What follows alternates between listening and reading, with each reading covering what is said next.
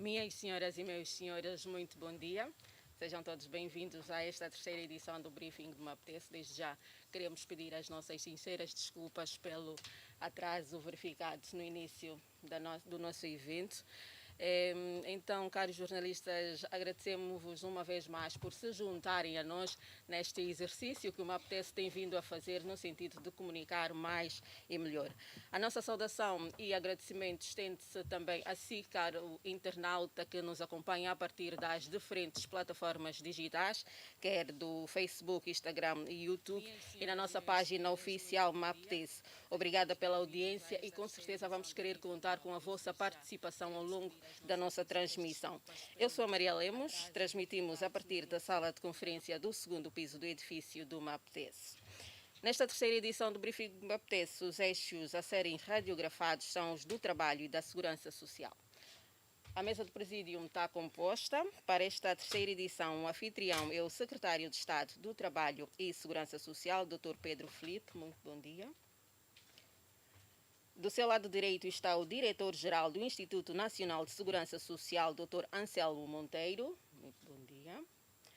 Mais à sua direita, o Inspetor-Geral da Inspeção Geral do Trabalho, Dr. Vacile Agostinho. E à esquerda encontra-se o Diretor-Geral do Instituto Nacional de Emprego e Formação Profissional, Dr. Manuel Bang. Saudamos também os diretores responsáveis e demais técnicos do MAPTES que se encontram aqui presentes. Vamos então passar à nossa agenda daquilo que será aqui desenvolvido. A agenda está composta por 3 blocos. No primeiro bloco será desdobrado o Instituto de Emprego e Formação Profissional, com maior realce para o Plano de Ação para a Promoção de Empregabilidade, PAP, com a atualização dos números do PAP, ponto de situação de assinaturas de protocolos de estágios profissionais e programa de fomento ao autoemprego. O segundo bloco está reservado para o Instituto Nacional de Segurança Social. Vai-se abordar os indicadores globais do INSS, o ponto de situação em relação aos contribuintes e devedores da Segurança Social e, por fim, mas não menos importante, abordaremos a Inspeção Geral do Trabalho. Está assim apresentada a nossa agenda de trabalho e antes mesmo de passar a palavra ao Sr. Secretário de Estado, dizer que após a comunicação haverá então um momento de perguntas e respostas, pelo que os técnicos do Gabinete de Comunicação vão fazer passar uma lista para que possam colocar os nomes para fazerem as perguntas que queiram ver melhor esclarecidas. Assim sendo, Sr. Secretário de Estado do Trabalho e Segurança Social tem a palavra, Dr. Pedro Filipe.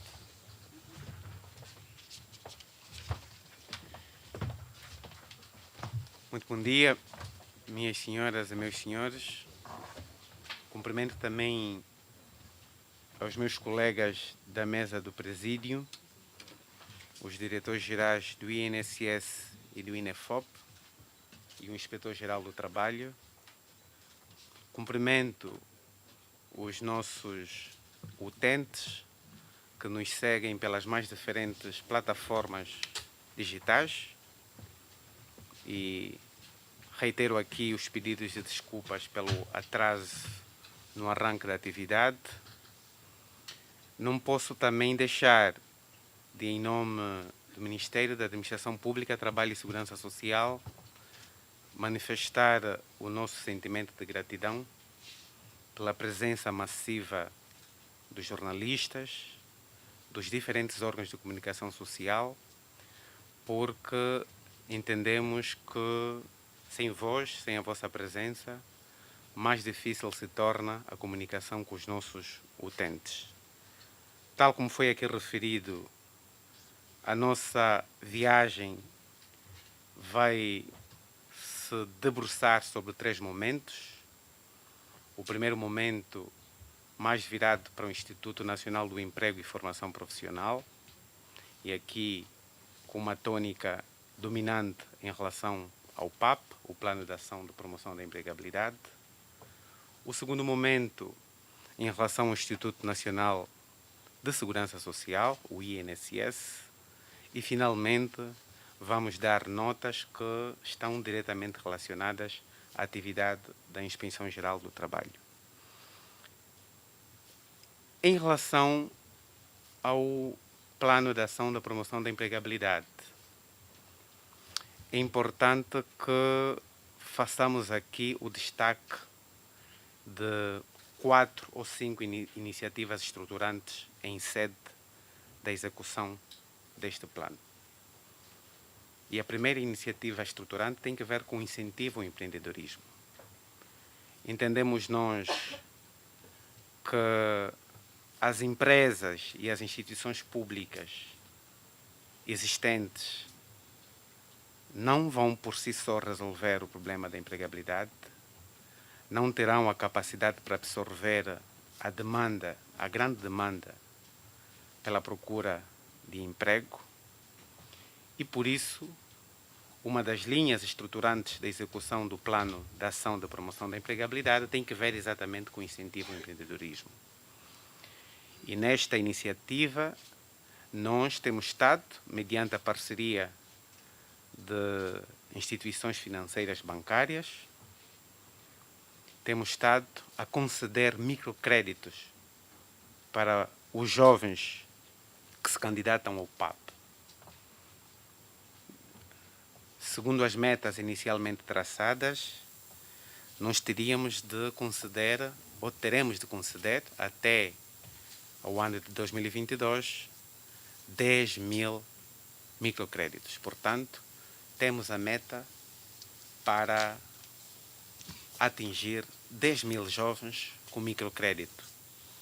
Neste momento, temos 3.722 microcréditos concedidos, que correspondem a qualquer coisa como 540.978.918 kwanzas. Importa referir que a taxa de juro em relação a esse microcrédito é bonificada, corresponde a 1,67%, a um período de graça de 3 meses e a um período de pagamento que vai até 12 meses. É também importante partilhar convosco, em relação a este produto, o facto de os valores do microcrédito se situarem entre os 300 mil kwanzas até os 7 milhões de kwanzas. Há também uma iniciativa que tem que ver com o fomento ao emprego. E aqui temos estado a nos socorrer essencialmente dos kits profissionais. Nós, mediante um criterioso processo de seleção e mediante um período prévio de formação, temos estado a proporcionar aos jovens a possibilidade de acederem aos kits profissionais das mais diferentes profissões: jardinagem, carpintaria, pedreira, eletricidade, pastelaria, enfim. E é importante aqui referir que abandonamos um bocadinho a filosofia do assistencialismo. Esses kits não são oferecidos porque é necessário que passemos a mensagem clara de que isto é um incentivo para fomentar a empregabilidade e não propriamente uma oferta que decorre deste espírito paternalista que nós queremos abandonar. A meta que nos propomos atingir são 42 mil kits. Neste momento estão 5.132 kits já em mãos dos beneficiários a nível nacional, o que pressupõe dizer que a percentagem está na ordem dos 11,27%. Com essas duas iniciativas, foi possível influenciar na geração de 22.922 postos de trabalho. Importa aqui referir que o PAP não cria empregos. O PAP fomenta a criação de empregos. O PAP é um acelerador do processo de geração de empregos. Os responsáveis diretos pela criação de emprego são os jovens, os empreendedores que o PAP diretamente apoia. E neste momento, na base daquilo que são as nossas metas, de beneficiar diretamente 83.500 jovens, estamos numa percentagem na ordem dos 27,45%. Há também uma preocupação muito intensa com a questão dos estágios profissionais, porque entendemos que é uma ferramenta valiosa para viabilizar a inserção dos jovens no mercado de emprego. É normal que pela inexperiência, é normal que pela insegurança que alguns jovens apresentam quando saem das universidades e dos institutos de formação, é normal que os empregadores tenham algum receio. Então nós pretendemos, com esta ferramenta, quebrar esse gelo, quebrar essas barreiras. Como? O Estado assume entre 3 a 6 meses o salário referente aos estágios profissionais dos candidatos que entrarem via PAP. Neste momento temos, a nível nacional, 478 estagiários financiados, quer pelo PAP, quer pelos nossos parceiros, porque tivemos a possibilidade de firmar vários acordos, e permitam mesmo aqui destacar o acordo com a Câmara de Comércio das Empresas Chinesas, com o PNUD, com a União Europeia, por intermédio do projeto REDFOP, e com a empresa Petromar.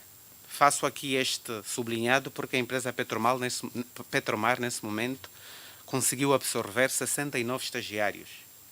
E há aqui também um bom exemplo que deve ser destacado, tem que ver com a empresa Têxtil de Benguela, que está nesse momento a acolher 108 estagiários. E nós queremos desafiar aqui, a partir deste púlpito, aos nossos empresários, quer em relação às micro, pequenas e médias empresas, quer sobretudo em relação às grandes empresas, para abraçarem o nosso projeto de estágios profissionais. Há, a nível da execução do PAP, uma preocupação muito grande com a formação profissional, porque entendemos que é uma ferramenta que vai efetivamente impactar no desenvolvimento econômico e social do nosso país. Não tenhamos dúvidas, se não investirmos na formação profissional, se não capacitarmos convenientemente os nossos quadros, podemos até trazer para o nosso país o PIB da China, mas certamente não alcançaremos os resultados que eles têm, porque temos de investir a sério a nível dos nossos recursos humanos, a nível do nosso capital humano. Por isso é que o PAP tem esta questão da formação profissional como sendo uma das grandes bandeiras. Neste momento temos 21.062 jovens formados no âmbito do PAP. No ano letivo passado, no ciclo de formação profissional passado, tivemos mais de 25.000 jovens formados. E, portanto, vamos continuar a apostar na formação profissional, porque entendemos que este é o caminho e este é o segredo para o sucesso. Passo então a apresentar os dados referentes ao Instituto Nacional de Segurança Social. E aqui permitam-me um esclarecimento prévio em relação a 3 variantes. A primeira tem que ver com o número dos segurados. A segunda tem que ver com o número dos contribuintes. E a terceira tem que ver com o número dos pensionistas. Os contribuintes são as empresas públicas e privadas e as entidades públicas que contribuem para o sistema de proteção social obrigatória. E neste momento nós temos um universo de 198.811 contribuintes. Comparativamente ao período homólogo do ano transato, registramos um crescimento de 7%. Os segurados são os trabalhadores que estão inscritos na base de dados da Segurança Social, quer trabalhadores do aparelho administrativo do Estado, quer trabalhadores das empresas públicas, quer trabalhadores das empresas privadas e das das organizações não governamentais, que nesse momento representam um universo de 2.053.848. Também registramos um crescimento de 8% comparativamente ao período homólogo do ano transato. Finalmente, temos a variante dos pensionistas, que são os nossos reformados. Neste momento representam 185.046 e registramos também um crescimento de 15% comparativamente ao período homólogo. Há aqui uma variante que deve ser clarificada e deve merecer a atenção de todos nós, que é a taxa de dependência. A taxa de dependência tem que ver com a relação entre o número de segurados, que são os trabalhadores no ativo, e os números de pensionistas, que são os reformados que estão no passivo. E nesse momento a nossa taxa de dependência é de 12,8%. 12,8%. Estamos a dizer que por cada pensionista nós temos 12,8 trabalhadores no ativo a contribuir para isto. Este é um indicador muito claro da sustentabilidade das nossas receitas, embora não seja o único. Permitam-me também aqui partilhar uma estatística interessante que tem que ver da diferença entre o número de segurados que fazem parte do setor administrativo, se preferirem da função pública, que são 495.080, e o número de segurados, que são os trabalhadores que fazem parte das empresas públicas e privadas, que nesse momento representam 1.558.768. Há aqui também a necessidade de partilharmos com Vossas Excelências a questão dos regimes. Temos neste momento 4 regimes. Temos o regime do trabalhador por conta de outrem, que representa a esmagadora maioria dos nossos segurados, com 2.043.716 segurados. O regime do trabalhador por conta própria, que com a nossa tristeza ainda está um bocadinho aquém, são 3.337, representam 0,16%. Temos ainda o regime do clero, virado para os ministros de culto, os pastores, os padres, representam 0,04%, porque só temos 846 inscritos, e o regime do trabalho doméstico, que representa 0,29%, porque neste momento temos 5.949 trabalhadores domésticos inscritos. Uma nota importante, estamos a trabalhar, e é provável que ainda esse ano apresentemos as linhas gerais de um novo regime que tem que ver com os desportistas. Entendemos que essa franja da população deve merecer um regime de proteção social específico e temos estado a trabalhar, inclusive em interação direta com o Ministério da Juventude e Desporto, para aprimorar este regime dos desportistas. Nota também para o acordo que foi assinado com o Banco Nacional de Angola, que tem estado a viabilizar a alteração do domicílio bancário do processamento das pensões dos nossos reformados e dos nossos pensionistas. Em abril arrancamos com esse processo de alteração. Hoje, 36.207 pensionistas já fizeram esta alteração, o que representa qualquer coisa como 20% dos nossos pensionistas que já fizeram a alteração dos seus dados bancários. Há aqui também a necessidade de, no âmbito do espírito da transparência, partilharmos a nossa performance financeira. O Instituto, a nível das receitas operacionais, e quando nos referimos às receitas operacionais, estamos a falar das contribuições dos empregadores e dos segurados, das contribuições dos contribuintes e dos segurados. Neste ano de 2021, arrecadou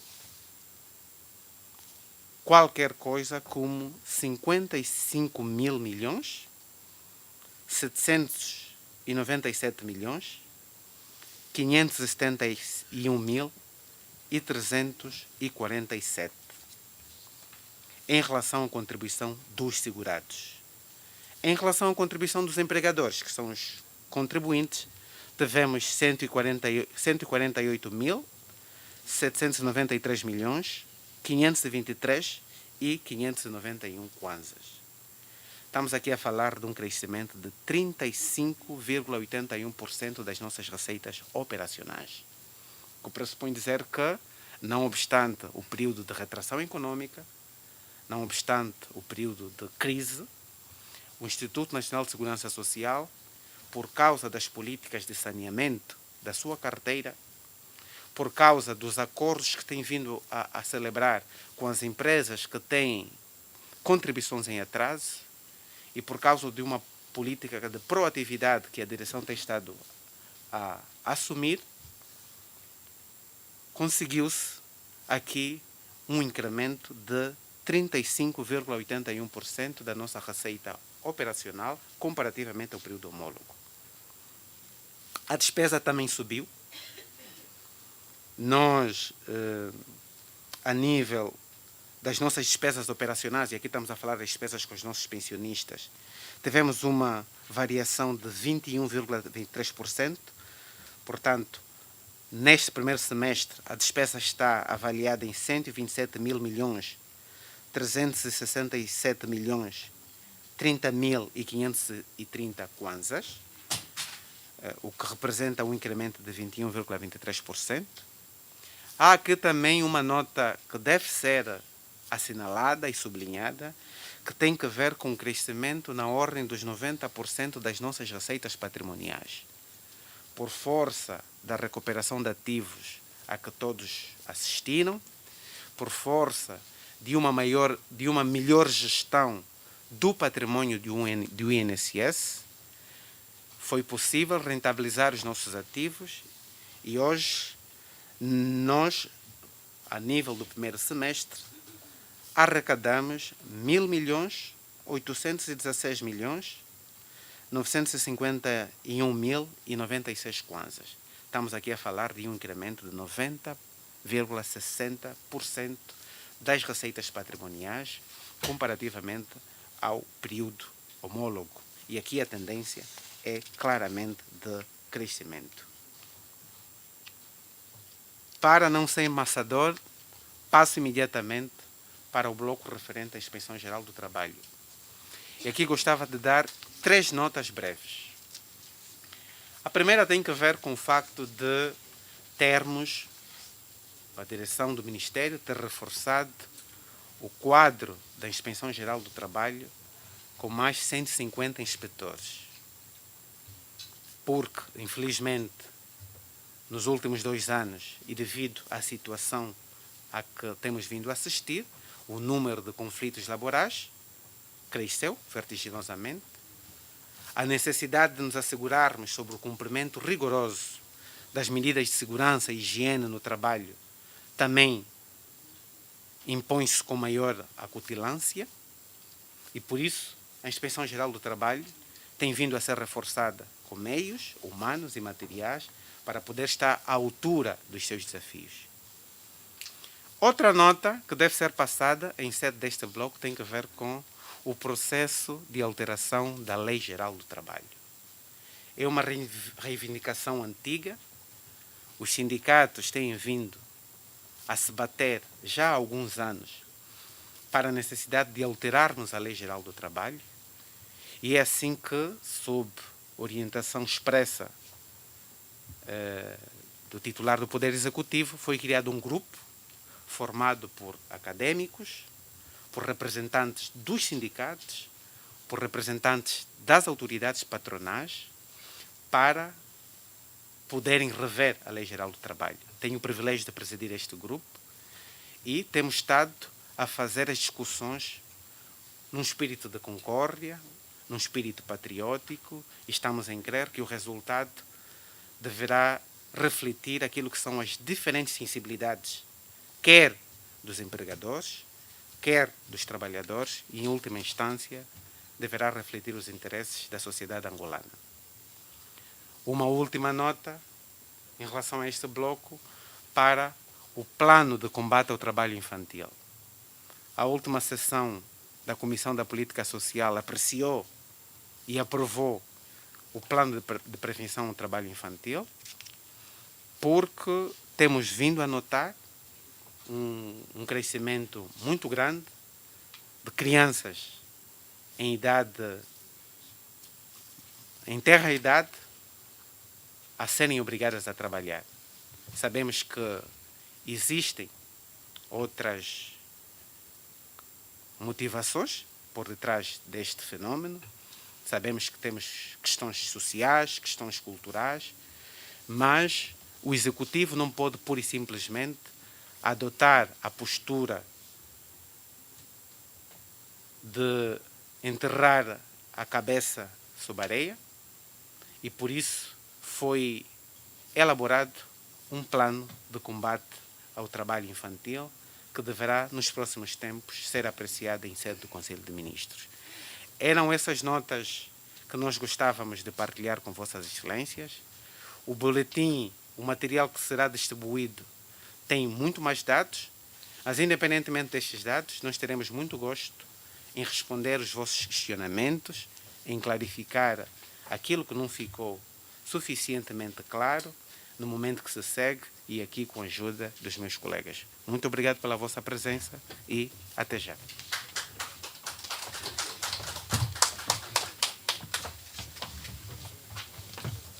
Muito obrigada, Sr. Secretário de Estado do Trabalho e Segurança Social. Estão assim apresentados os temas sobre os indicadores globais do Plano de Ação para a Promoção da Empregabilidade PAP, sobre o Instituto Nacional de Segurança Social e também sobre a Inspeção Geral do Trabalho. Vamos então dar início ao momento de perguntas e respostas, que acreditamos que os caros jornalistas queiram ver melhor esclarecidas em relação à mesa do Presídio.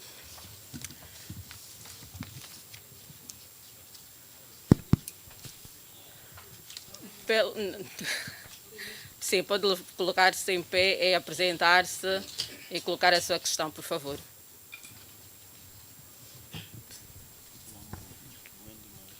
Bom dia a todos. Gostava de perguntar ao Secretário de Estado que esteve a fazer a apresentação. Bom dia a todos. Eu sou a Andy Majongo, jornalista da TPA. Eu gostava de perguntar ao Secretário de Estado que esteve a fazer a apresentação dos dados. Relativamente aos estágios profissionais que o senhor disse que, daquilo que eu percebi, o governo está a subvencionar para que os jovens possam então estagiar em determinadas empresas. Quem são esses jovens e como é que eles têm acesso a esses estágios? E depois, há uma fiscalização de facto na prática que esses jovens estão a cumprir esses estágios e que eles saiam de lá com competências para entrarem imediatamente para o mercado de trabalho. Pergunto isso porque sabemos, e eu como jornalista tenho recebido muitas informações relativamente às empresas chinesas que normalmente quando empregam ou têm jovens a estagiar, a prioridade são para trabalhos de construção civil, aqueles trabalhos mais precários, aqueles trabalhos em que algumas situações nós já vimos que até configuram um bocado de trabalho escravo. Gostava de perceber se existe uma fiscalização na prática desses estágios. Depois gostava de perguntar também, relativamente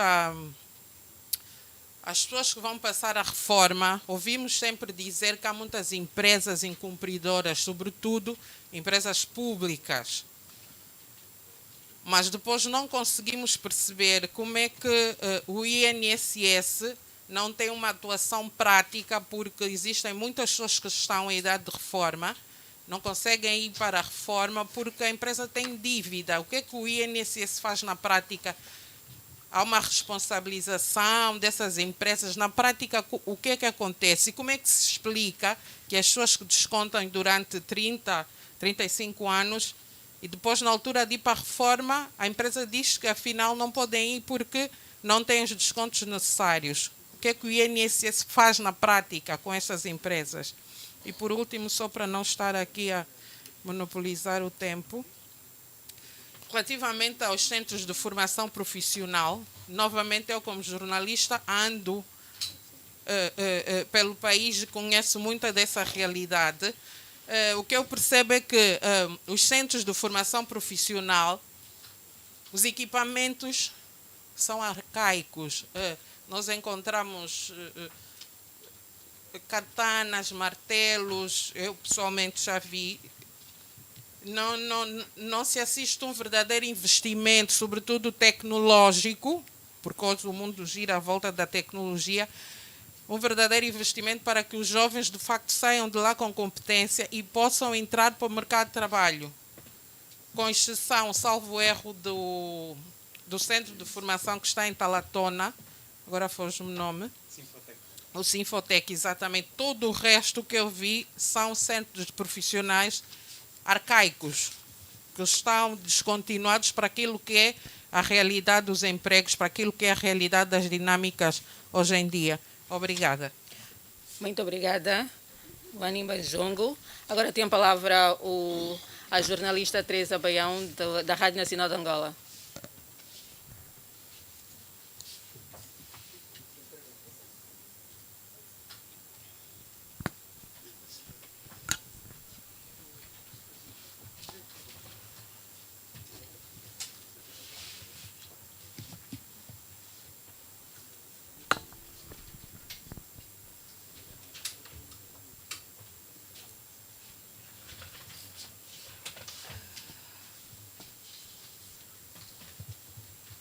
Bom dia, mesa. Bom dia, mesa.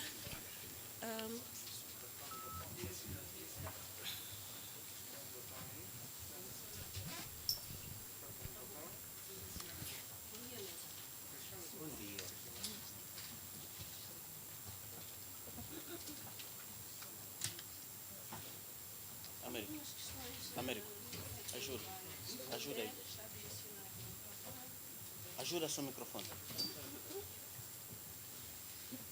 Eu consigo ouvir.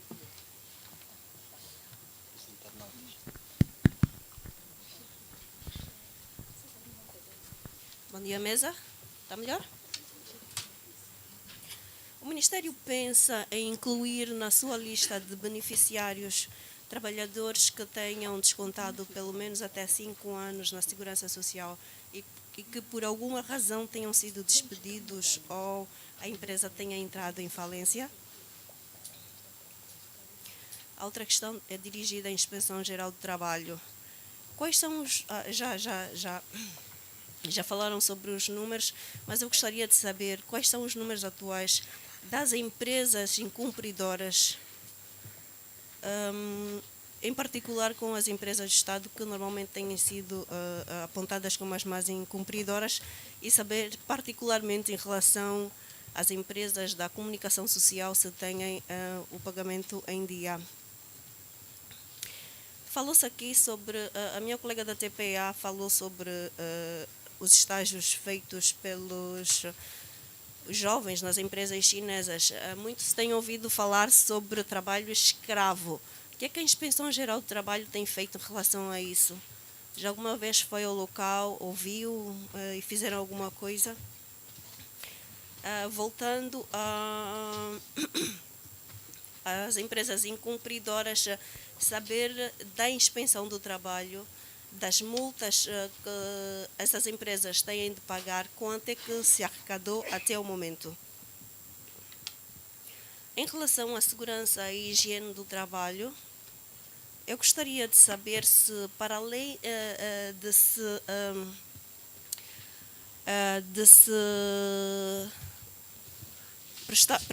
para além de prestarem mais atenção à falta de equipamentos de segurança social, se, nesse caso, a inspeção também fica atenta à questão da ergonomia, porque há empresas em que as cadeiras já não estão em condições.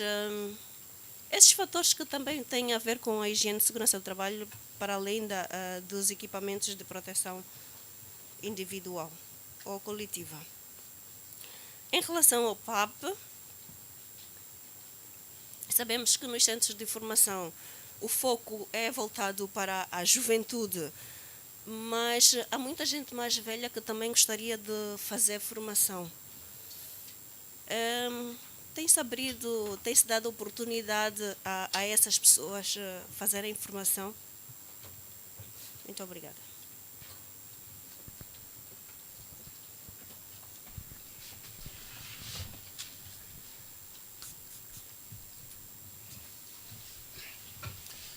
Muito bom dia, Sr. Secretário de Estado, Srs. Diretores. A minha questão, a minha primeira questão, Valdemar Marçal, RNA. A minha questão é o seguinte, gostava de saber quais são os pontos da Lei Geral de Trabalho que serão revistos e quando é que este trabalho será concluído. Outra questão tem a ver com o PAP. Qual foi a dinâmica implementada para a subida considerável dos números do PAP em tão pouco tempo? Outra questão tem a ver com o INSS. No quadro da recuperação de ativos, já sabemos de uma sede de património que passou para o INSS. O que eu gostava de saber, em termos financeiros, está quantificado em quantos milhões de kwanzas ou de dólares? Muito obrigado.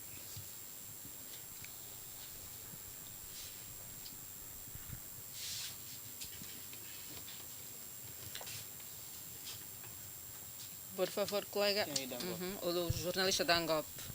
Dois. Ok. Muito bom dia, sou António Neto, jornalista da Angop. A minha questão é o seguinte, como é que a IGT tem estado a acompanhar a questão da promoção periódica nas empresas?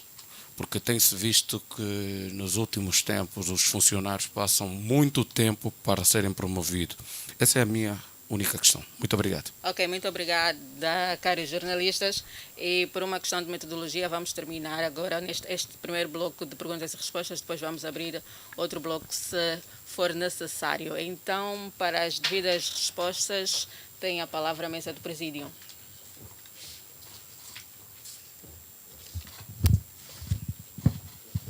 Bem, mais uma vez bom dia, não sei se me conseguem ouvir.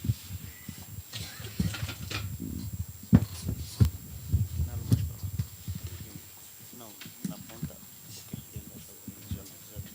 Mais uma vez bom dia, não sei se me conseguem ouvir. Tenho aqui questões muito interessantes, muito pertinentes, algumas das quais responderei diretamente, as outras me vou socorrer aqui do auxílio dos meus colegas, os diretores dos Institutos de Segurança Social do INEFOP e o Inspetor-Geral do Trabalho, para melhor densificar as respostas que foram dadas. E começo pelas questões que nos foram colocadas pela Wanda Majongo, jornalista da TPA. Quem são os jovens estagiários? Como acedem? Tem havido fiscalização? Começo por dizer que o programa de estágios profissionais foi lançado após a aprovação de um regulamento no final do ano passado. E este regulamento define as condições de acesso aos estágios profissionais.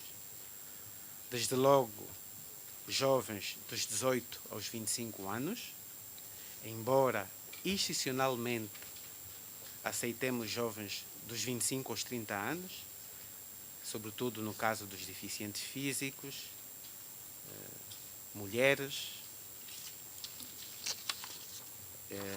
porque entendemos que é uma franja que deve merecer aqui uma atenção especial. Como acedem aos nossos projetos? As candidaturas em relação ao Plano de Ação de Promoção da Empregabilidade são apresentadas em várias modalidades. Temos estado aqui a tentar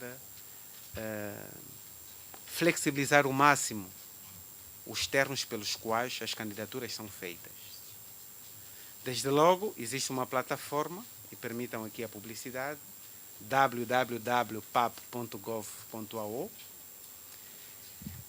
Desde logo existe uma plataforma em que qualquer interessado, contanto que preencha os requisitos que acabamos de referir, pode aceder e fazer a sua candidatura. Agora, temos nós a noção de que o acesso à internet ainda não é uma realidade para todos os jovens, em todas as partes do país. Temos a noção das diferenças sociais que o país ainda representa. Por isso, as candidaturas também podem ser feitas nos centros de emprego do INEFOP, nos centros de formação profissional do INEFOP, que felizmente estão representados em todo o país. Nós temos representação em todas as sedes capitais e em alguns municípios fora das sedes capitais. E, portanto, essas candidaturas também podem ser feitas por esta ordem, por esta via. Há também a questão que colocou sobre a fiscalização. Para além da fiscalização normal ou do acompanhamento normal, que todas as empresas estão sujeitas pela Inspeção Geral do Trabalho, temos equipas a nível dos serviços provinciais do INEFOP que acompanham rigorosamente a progressão e a evolução desses estagiários. Falou de empresas que eventualmente não cumpram com os mínimos olímpicos aceitáveis em relação à legislação laboral. E citou aqui as empresas chinesas. E eu acho que este discurso não é muito aconselhável. Nós não podemos enveredar por um discurso xenófobo. Existem empresas chinesas incumpridoras, tal como existem empresas nacionais incumpridoras, tal como eventualmente existem empresas brasileiras incumpridoras. O que existem são empresas e existe a legislação. E nós não poderemos classificar ou dispensar um tratamento diferenciado em função da origem das empresas. Quem não tiver a cumprir com as obrigações que a nossa lei prevê, as consequências são claras. Existem multas e a Inspeção Geral do Trabalho tem estado a fazer isso. Aliás, foi há pouco tempo levantada uma questão sobre o total das multas que a Inspeção Geral do Trabalho aplicou e o nosso inspetor a seu tempo vai responder.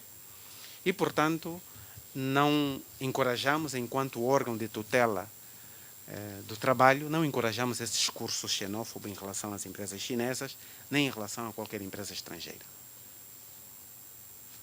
Incumprimento por parte de empresas, sobretudo públicas, o que é que o Instituto Nacional de Segurança Social tem estado a fazer?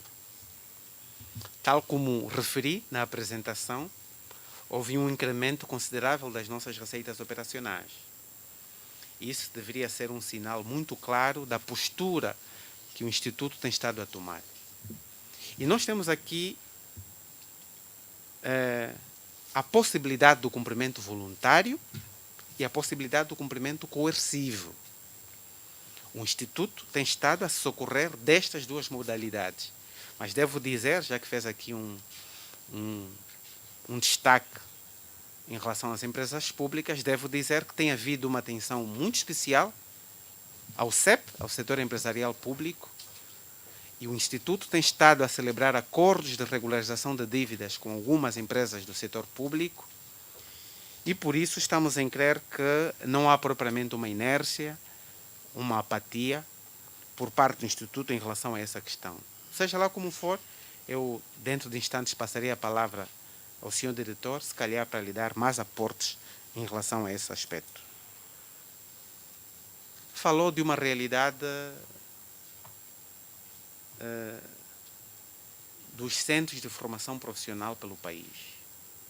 Embora tenha passado aqui uma fotografia que não corresponda propriamente à verdade, dizer que, à exceção do Sinfotec, todos os outros centros têm equipamentos obsoletos não é propriamente a realidade. Reconhecemos que precisamos melhorar as condições dos centros de formação profissional. Neste momento, perto de 85% da oferta formativa é garantida pelos centros de formação profissional do INEFOP, portanto, públicos. E é verdade que nem todos os centros apresentam condições aceitáveis, aquelas que são as ideais. O Ministério tem estado a fazer um esforço muito grande, não só no processo de revitalização e reestruturação dos centros. Aliás, a nível do PAP, uma das componentes que nós prestamos atenção tem exatamente a ver com isto. Requalificação de centros de formação profissional, e é assim que a província do Zaire, a província da Huila, a província do Kwanza Norte, a província de Luanda e a província da Luanda Sul entraram no pacote dos centros de formação profissional que estão a ser requalificados no âmbito da execução do PAP. Para além da requalificação do que já existe, e aqui incluímos também o Sinfotec, quer o Sinfotec Talatona, quer o Sinfotec Rangel, que não fez referência, se calhar ainda não visitou, e vou convidá-la desde logo a visitar. Ofereço-me até de servir de guia nesta visita. Para além desses centros que estão a ser reabilitados, temos também a preocupação com o aumento da oferta formativa. E é assim que estamos a construir novos centros de formação profissional. Está a ser erguido um novo centro de formação profissional na cidade de Moçambique, província do Namibe. Está a ser erguido um centro de formação profissional novo na cidade do Cuito, província do Bié. Está a ser erguida uma nova escola, nós chamamos de Centro de Formação Profissional Agrário, Centro de Formação Profissional de Artes e Ofícios, mas mais virados para a agricultura, na cidade do Bailundo, província do Ambo, portanto no município do Bailundo. Está a ser erguido um novo centro no município de Cangola, província do Uíge. Já que falou de Sinfotec, está a ser erguido um novo Sinfotec na província do Ambo, município sede. Portanto, todas essas ações têm exatamente como preocupação essa questão que colocou: a melhoria da oferta formativa e a melhoria das condições de realização da formação profissional. Não é suficiente, ainda não atingimos o ponto ideal, mas estamos a trabalhar e estamos a fazer progressos. A jornalista Teresa Baião traz aqui uma pauta de interessantes questões. Falou sobre a questão dos benefícios para pessoas que tenham descontado pelo menos 5 anos. Vou deixar essa questão, que é bastante técnica, para o senhor diretor-geral. Falou também das empresas cumpridoras, e eu quero crer que isso acabou por ser respondido.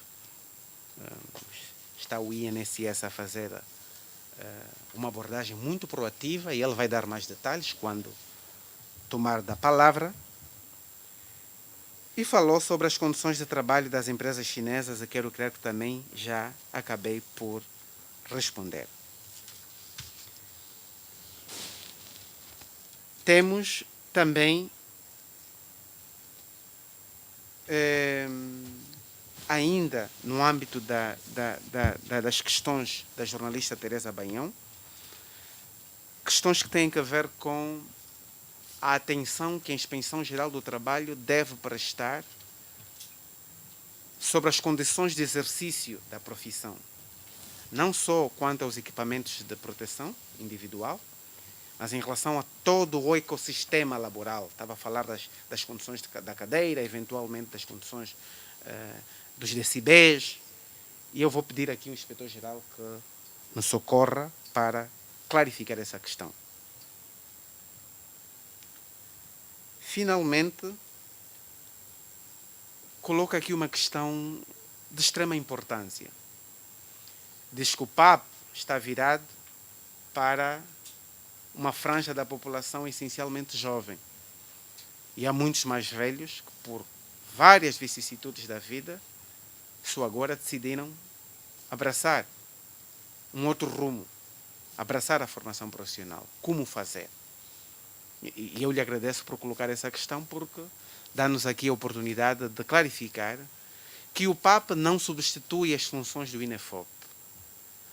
Há uma grelha normal de formação profissional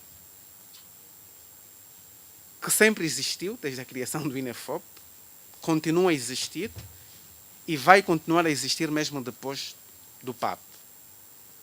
O ciclo formativo foi aberto agora em junho na província do Cunene e nesse momento, para este ciclo formativo, estão inscritos também mais de 21 mil formandos. E em relação a esta grelha normal da formação profissional do INEFOP, em que, corrija-me se estiver errado, estão disponíveis mais de 300 cursos, não há requisito de idades. Temos estado a receber todos os interessados. Agora, é verdade que a demanda ainda é maior do que a oferta. A demanda pela formação profissional ainda é maior do que a oferta. Por isso não conseguimos absorver todos. Dali que não nos cansamos de apelar aos privados para investirem nesse setor. Porque para além de ser rentável, é efetivamente nobre. Temos de apostar verdadeiramente na formação profissional. O jornalista Valdemar Marçal faz aqui duas questões provocatórias. Lei Geral do Trabalho, que aspectos estão a ser alterados? Ou vão ser alterados?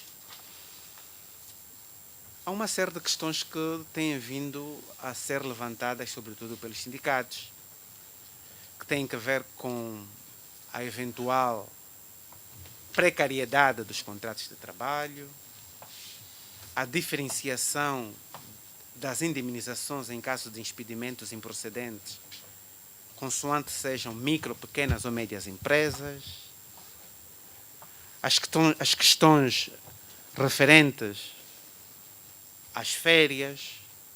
Portanto, há um leque de questões que está a ser apreciado e não seria muito correto, antes que o trabalho tivesse concluído, que partilhássemos as novidades. O que eu lhe posso assegurar é que está a ser feito um trabalho rigoroso, tecnicamente sustentado e que conta com a sensibilidade dos mais diversos atores do mercado laboral. Falou aqui da diferença dos dados em relação ao PAP. Vou dar duas notas, mas depois vou pedir ao diretor do INEFOP para complementar. A primeira nota tem que ver com o facto de entrarmos numa segunda fase em que os serviços provinciais ganharam maior autonomia. A própria máquina do INEFOP ganhou uma maior maturidade e uma maior velocidade. A interação com os nossos destinatários diretos é bem maior. E, portanto, é normal que nos próximos tempos tenhamos um incremento considerável do número em relação aos nossos indicadores. Finalmente, temos o jornalista Antônio Neto, da ANGOP, que nos coloca uma questão que tem que ver com a progressão na carreira. E pergunta o que a Inspeção Geral do Trabalho tem estado a fazer em relação a esse aspecto.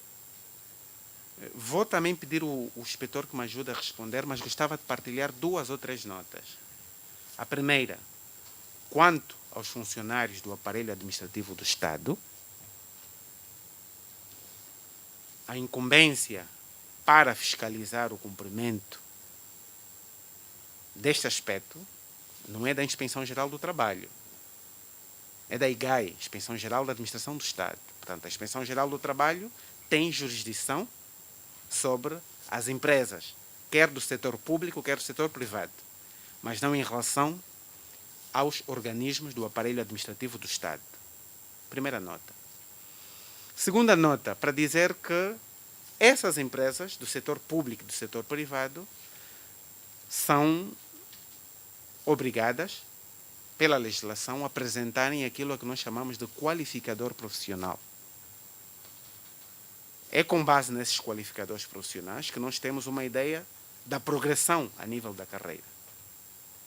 Agora, os critérios para efetivamente justificarem a progressão da carreira de funcionários de empresas privadas e mesmo de empresas públicas vão depender um bocadinho daquilo que for a avaliação que for feita na base deste qualificador de funções, qualificador profissional.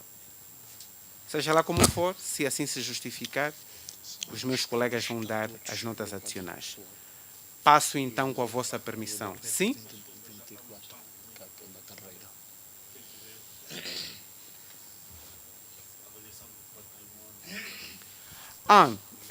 Esta questão também vou passar aqui para o senhor diretor. Questiona sobre o valor patrimonial daquilo que foi recuperado. O diretor provavelmente tem elementos, eu confesso que não tenho esse elemento aqui presente, e se o diretor tiver, terá muito prazer em partilhar, porque o espírito aqui é mesmo de abertura e transparência. Vou então passar a palavra ao diretor-geral do INEFOP, depois ao diretor-geral do INSS e, finalmente, ao inspetor-geral do trabalho. Portanto,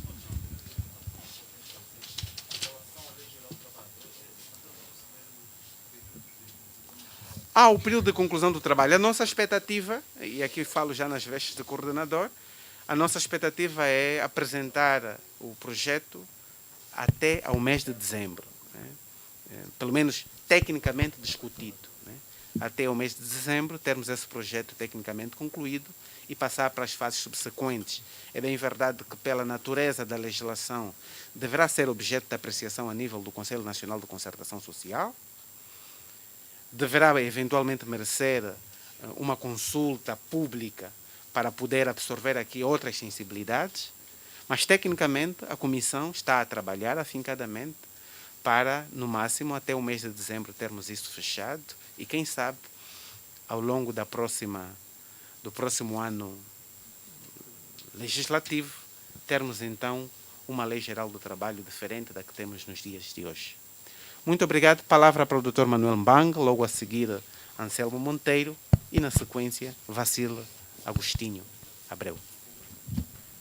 Obrigado, secretário de Estado.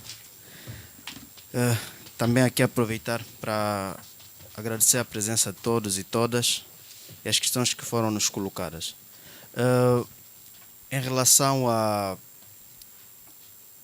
jornalista Wendy, apenas aqui uma nota adicional que tem a ver com o facto de, a nível da formação profissional, nós entendermos que os equipamentos e meios a utilizar no processo formativo deverão estar ajustados àquilo que é a realidade das empresas. Nós, efetivamente, gostaríamos de ter os equipamentos formativos ao nível do que acontece numa Alemanha, mas temos que ter consciência da realidade das empresas alemãs, que é de longe diferente da nossa realidade.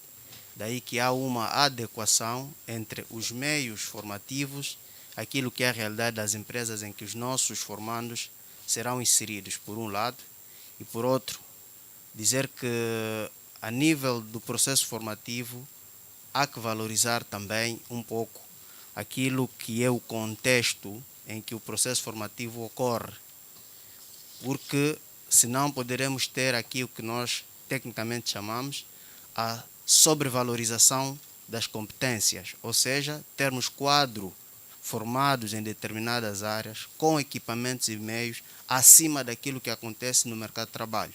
E isso também gera desemprego. E é preciso aqui adequar um pouco aquilo que é a nossa abordagem ao contexto e ao meio formativo. No entanto, e aqui foi referido por Sua Excelência, Sr. Secretário de Estado, que há todo um processo também, aí concordamos plenamente, de investimento muito grande a nível do reequipamento e requalificação dos centros de formação profissional. Isso para atender aquilo que é a evolução do mercado de trabalho. Aqui também colocou-se a questão da dinâmica que estamos a adotar agora para o crescimento no que diz respeito à implementação do PAP. E aqui o secretário de Estado explicou bem. Penso que apenas dizer que essa dinâmica poderá intensificar cada vez mais, para dizer que nós, com Sua Excelência a Senhora Ministra, Secretário de Estado, circulamos o país nas 18 províncias e em vários municípios na implementação do PAP, desde 17 de setembro até pouco mais terminamos na província do Bengo a 16 de junho, precisamente para, por um lado, efetivarmos a implementação do PAP em todo o território nacional, mas também serviu de um processo de formação on-job dos serviços provinciais para que possam conseguir implementar o plano dentro daquelas métricas que nós definimos. E isto, quando falamos dos números do PAP, não são mera estatística. Aliás, isso aqui até é um processo de registro administrativo daquilo que acontece. Ou seja, nós quando procedemos à entrega de um microcrédito e procedemos à entrega de um kit, procuramos registrar naquele beneficiário quantos trabalhadores ele vai envolver na sua atividade. É por via desse trabalho que nós temos hoje apurados mais de 22 mil pós-trabalhos gerados. E, naturalmente, que esse trabalho agora vai ganhar maior velocidade, visto que todos os serviços provinciais estão devidamente treinados e estão a implementar o programa. Secretário, eu penso que eram essas questões que restavam, porque de resto acho que o secretário de Estado também vestiu a camisola do INEFOP e deu respostas às questões que foram colocadas.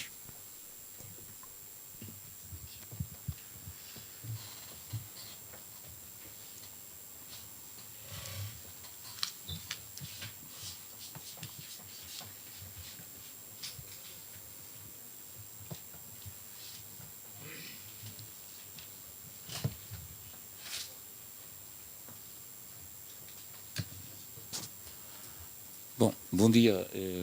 Obrigado, Sr. Secretário.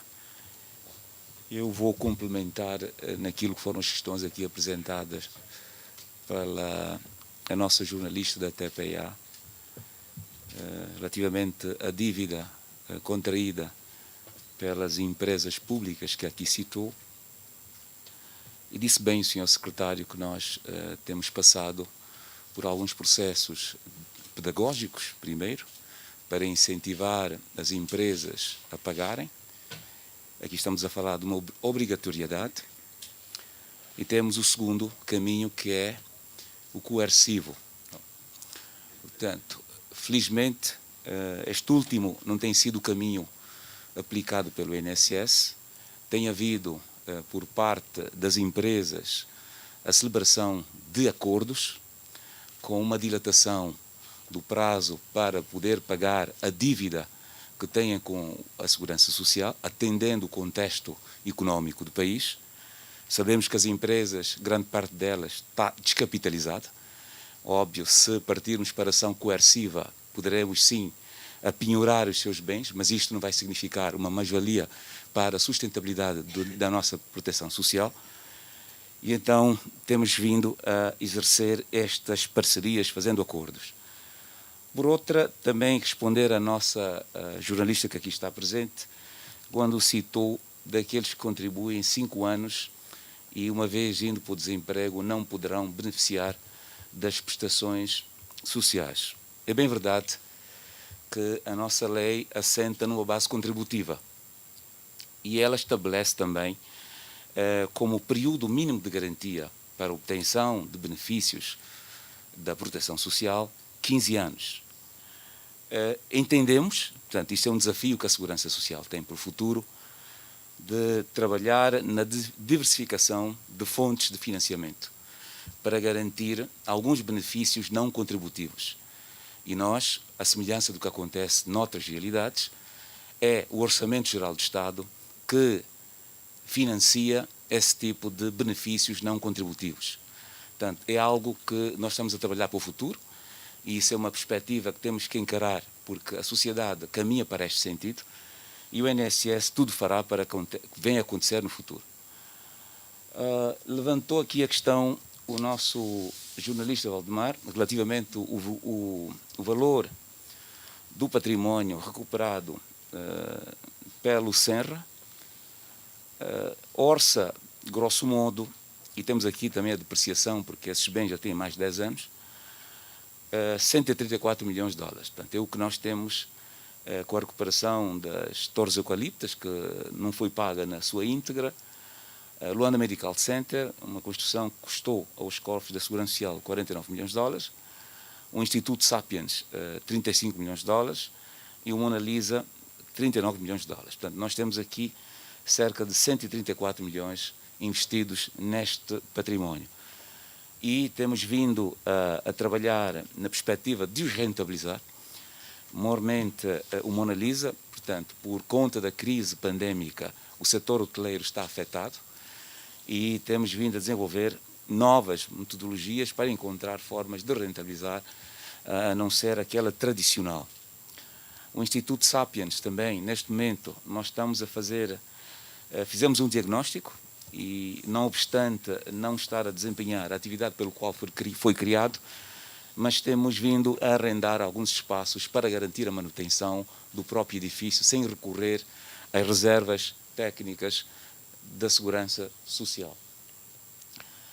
O LMC, apesar de não estar sob a jurisdição total da Segurança Social, mas temos vindo a negociar, quer com a própria Procuradoria e o promotor, o pagamento da dívida acumulada desde a sua utilização.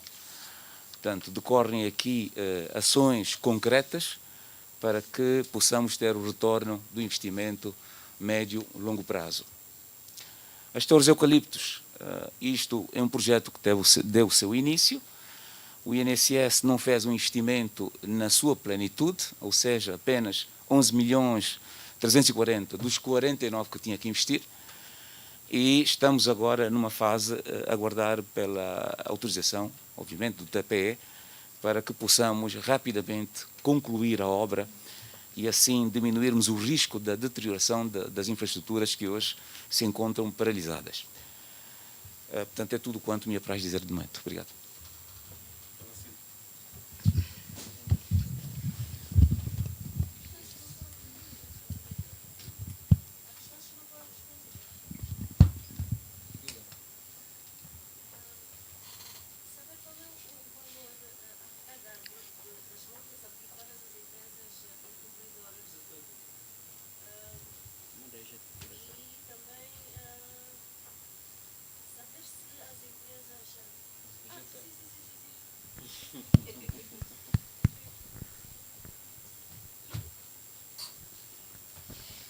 Ok, obrigado, Sr. Secretário de Estado.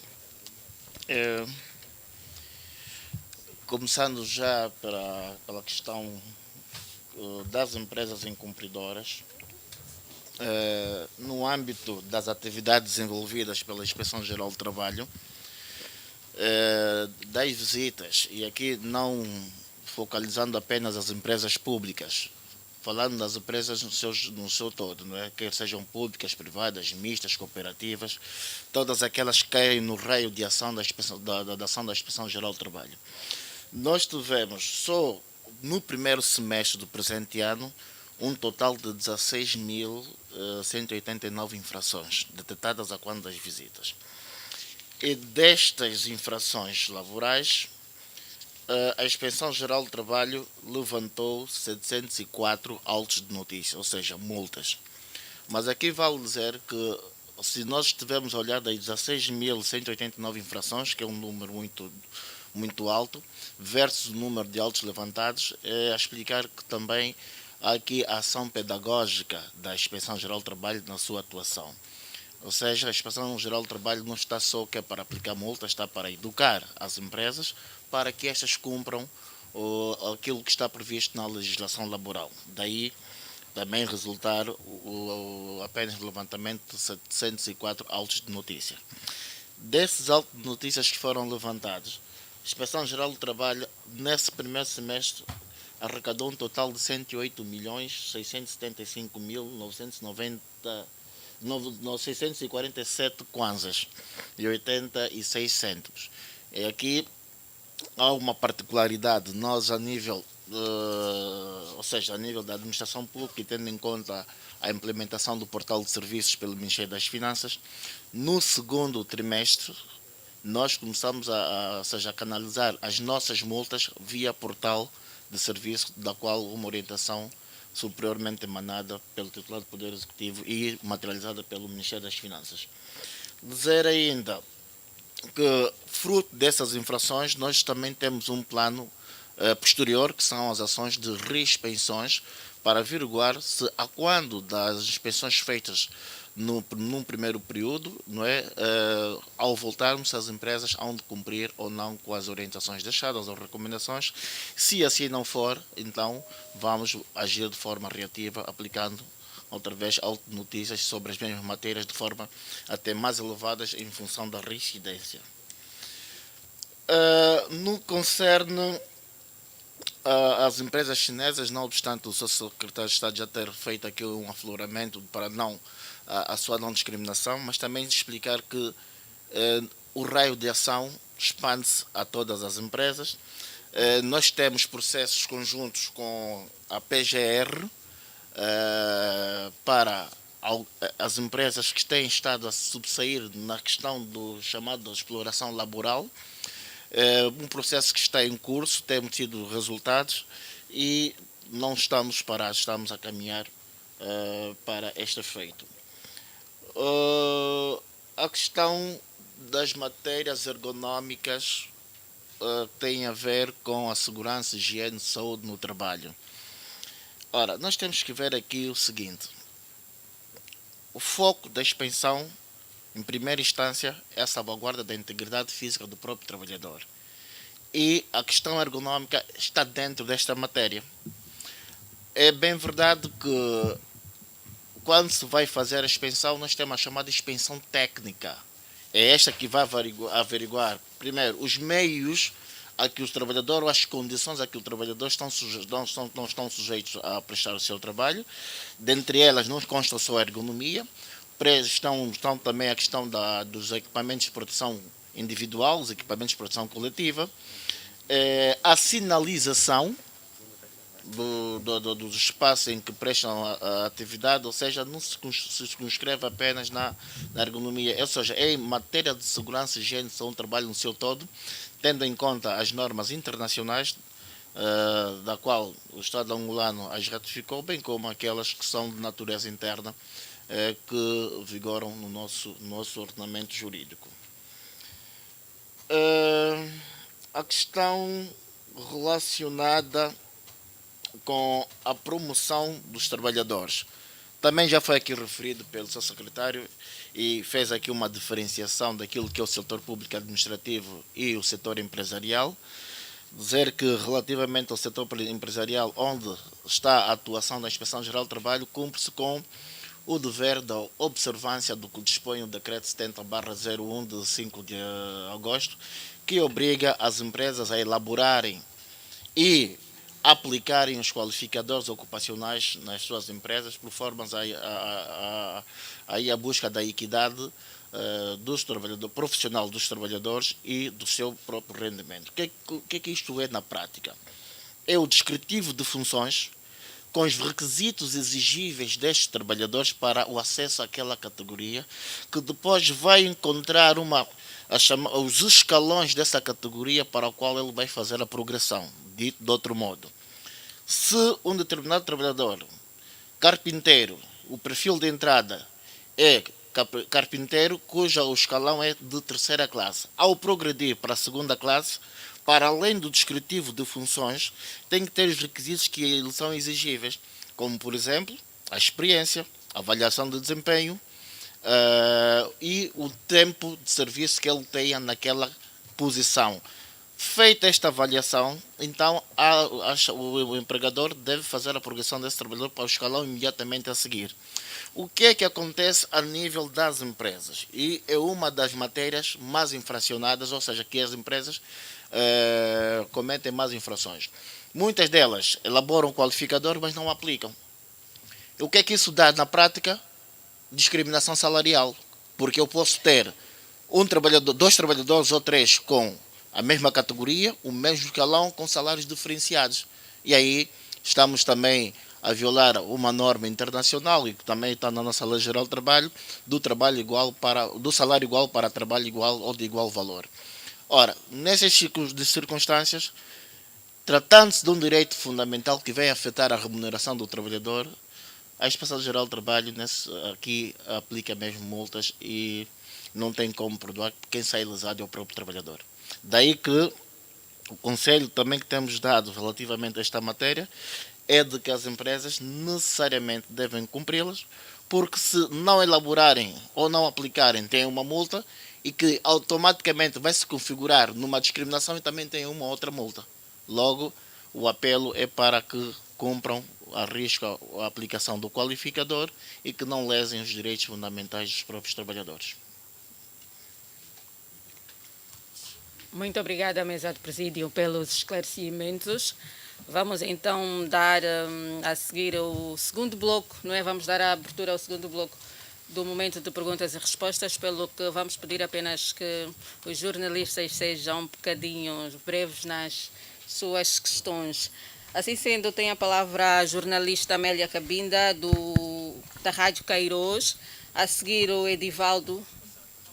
Está ultrapassada. Ok, muito obrigada. Então, também está ultrapassado. Então, assim sendo, só resta-nos o Domingos Bento, jornal O País. Também já está ultrapassado. Vamos então continuar. E porque estamos a transmitir também para as diferentes plataformas digitais, vamos até as redes sociais, onde chegaram-nos algumas questões. Internauta Esperança Gaspar quer saber se há alguma proposta de lei em relação ao teletrabalho. Depois, sobre os estagiários profissionais, qual tem sido o comprometimento das empresas em empregar os estagiários? Depois, para a IGT, qual tem sido o papel da IGT na resolução de conflitos laborais? Segundo ela, existem muitas reclamações de que a IGT não tem dado o devido tratamento. E para o PAP, o Rodrigues Luciate quer saber, para os já inscritos no PAP, quanto tempo leva para serem chamados e entregue-lhes os kits. Esperamos então por respostas em relação a estas questões.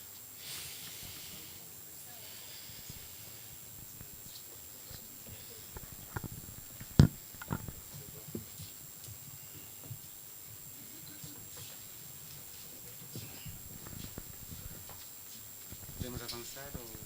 Sim, tem a palavra à mesa de presídio, senhor secretário. Alguma questão? Esteja à vontade. Eu gostava de saber o seguinte.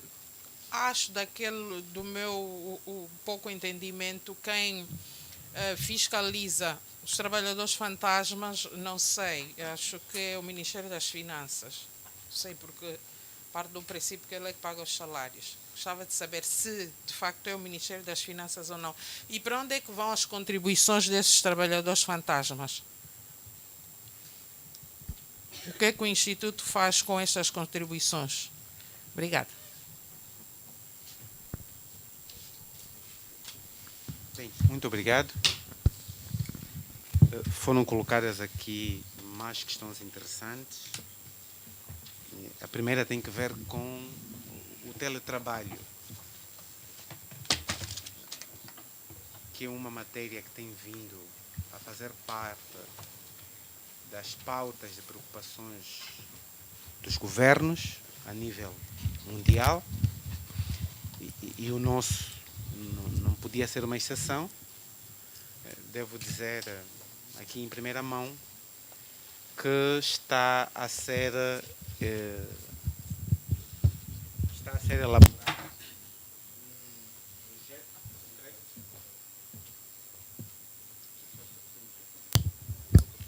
Não, esse é mais prático. Conseguem me ouvir assim? Está a ser elaborado um projeto de decreto presidencial para regulamentar a questão do teletrabalho. Queremos crer que nos próximos tempos terão novidades sobre esta matéria, porque entendemos que, primeiro, a situação em que estamos todos envolvidos da pandemia tende a arrastar-se. Segundo, porque pelas lições que fomos retirando deste período, a conclusão a que se chegou é que o futuro da prestação laboral passa efetivamente por esta ferramenta. E, portanto, o nosso país não pode ficar a leste e está neste momento uma comissão que foi indicada por Sua Excelência a Senhora Ministra da Administração Pública, Trabalho e Segurança Social, que já fez o primeiro esboço, que está a ser aprimorado em sede dos organismos internos do próprio Ministério, e assim queremos crer que nos próximos tempos deveremos ter esta proposta de decreto a tramitar pelos órgãos subsequentes. A nível da conversão dos estágios em contrato profissional, tal como referi, temos quase 500 jovens nesse momento a frequentar os estágios.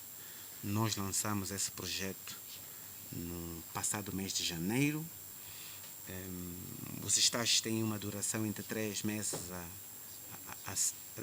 a 6 meses, e a nossa grande expectativa é que parte destes estagiários que nós lançarmos no mercado se possam converter em trabalhadores efetivos.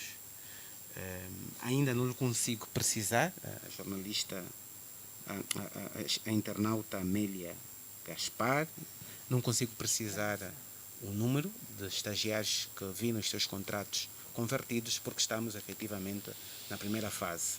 No final dessa primeira fase, vamos então ter o detalhe. A jornalista Wanda Majongo faz uma questão, parece até filosófica, né? Sobre os trabalhadores fantasmas e sobre o destino das contribuições dos trabalhadores fantasmas. Isso é extremamente profundo. Antes de passar a palavra para o senhor diretor do Instituto Nacional de Segurança Social, devo mais uma vez clarificar: os trabalhadores ou funcionários do aparelho administrativo do Estado, que são os ditos funcionários públicos, e ali sim, é público, tem havido esse fenômeno de funcionários fantasmas, porque a remuneração desses funcionários é feita via Orçamento Geral do Estado. E, por outro lado, temos os trabalhadores do setor empresarial, público, privado, misto, das cooperativas, né? Onde, tanto quanto saibamos, esse fenômeno, até pela dimensão das empresas, pelo critério de organização, não parece ser tão presente assim. Quanto aos funcionários do aparelho público administrativo do Estado, houve, como tiveram a oportunidade de acompanhar, de 2015, 2016, uma comissão interministerial que fez o recadastramento dos funcionários públicos e acabou por concluir com a retirada de vários funcionários considerados como fantasmas da base de dados. É bem verdade que tentativas vão continuar a acontecer, mas há um trabalho concertado que não é exclusivo do Ministério das Finanças. Temos o Ministério das Finanças, temos a Inspeção Geral da Administração do Estado, o próprio Ministério da Administração Pública, Trabalho e Segurança Social, que tem a obrigação de fiscalizar os critérios para o ingresso a nível do aparelho administrativo do Estado. Aliás, estamos a ter a sair um bocadinho da pauta deste briefing. Como tiveram a oportunidade de acompanhar, foi até anunciado no último briefing, há agora uma nova modalidade de recrutamento dos funcionários da administração central do Estado. Há uma entidade recrutadora única que tem estado a ser dinamizada pela Escola Nacional de Administração e Políticas Públicas, que é superintendida por esse Ministério. Entendemos nós que essa ferramenta vai não só criar uma maior transparência no processo de ingresso de funcionários a nível do aparelho administrativo do Estado, mas vai também trazer aqui maior justiça, objetividade na seleção desses funcionários, e este fenômeno que fez aqui referência será cada vez muito mais reduzido. Quanto às contribuições destes trabalhadores ou funcionários, eu vou passar então aqui a palavra ao senhor diretor-geral do Instituto Nacional de Segurança Social para saber como é que se coleta contribuições de trabalhadores fantasmas. Vou passar a palavra para ele, porque eu não sei mesmo. Reforçar o que o senhor secretário já disse há instantes. Portanto, o INSS teve um trabalho há cerca de 3, 4 anos, que foi a prova de vida dos funcionários públicos ao longo de todo o território nacional. Isso na senda daquela comissão Ministério das Finanças e Ministério da Administração Pública, e ali debelaram-se todas essas dúvidas que aqui hoje aparecem. Por conseguinte, não temos no nosso sistema fantasma. Poderemos ter algumas situações irregulares, mas fantasma nós não temos. Obrigado. Há aqui uma questão de um internauta, Rodrigo Luciate. Eu vou passar ao diretor-geral do INEFOP para me ajudar a responder. Obrigado, Excelência Secretária de Estado. Bem, quanto às questões, à questão colocada pelo internauta Rodrigo, em relação ao tempo. Bom, nós hoje estamos a fazer, primeiro, a recuperar aqueles candidatos todos que entraram no PAP em 2020, porque em 2020, em função da pandemia, tivemos paralisado, ou seja, tivemos a reestruturar o modelo de atuação do PAP de março a setembro, e retomamos efetivamente em setembro. Então estamos a recuperar esses candidatos que foram inseridos nesse período, de tal modo que até hoje foram beneficiados aqueles números que foram citados por sua excelência, senhor secretário de Estado, quase de 22 mil. No entanto, em relação ao benefício, dizer que a entrega de kits precede de um conjunto de processos e procedimentos. Entre eles, nós reputamos de bastante importância que todos aqueles que vão receber qualquer apoio tenham, primeiro, capacitação técnica no domínio da profissão que ele quer desenvolver a sua atividade. Por outro, densificamos a formação no domínio de gestão de negócios, porque nós entendemos e valorizamos as competências no domínio de gestão de negócios como um dos elementos estratégicos para o sucesso do empreendedor.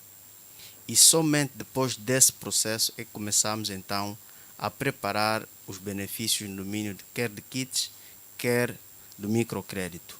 Não menos importante, nós, no âmbito da implementação do PAP, acolhemos a formalização como um dos caminhos para a geração de emprego sustentável. Porque de um tempo a essa parte, com a implementação de programas dessa natureza, acabávamos incentivando a informalidade. Daí que todos os beneficiários a nível do PAP deverão passar por um processo de formalização. Aqui formalização quer da sua atividade, como também a formalização no domínio do trabalho. E aqui é importante a inscrição dos nossos candidatos do PAP na Segurança Social. De tal sorte que somente depois de termos todo esse processo concluído é que os candidatos beneficiam de qualquer apoio.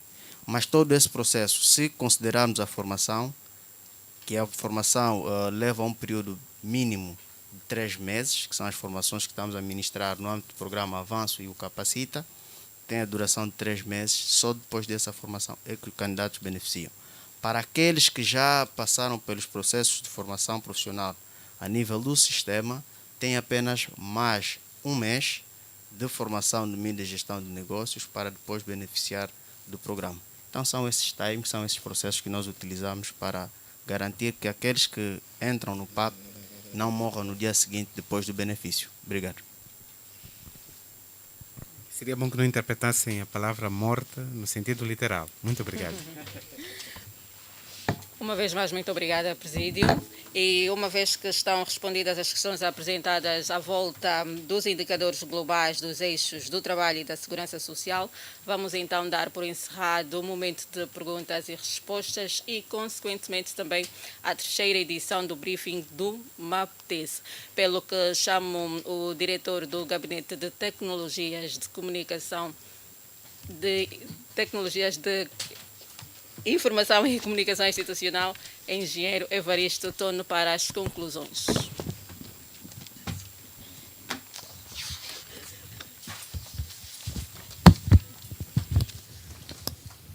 Obrigado, Maria. Obrigado também a todos os jornalistas aqui presentes neste nosso terceiro briefing do MAPTES.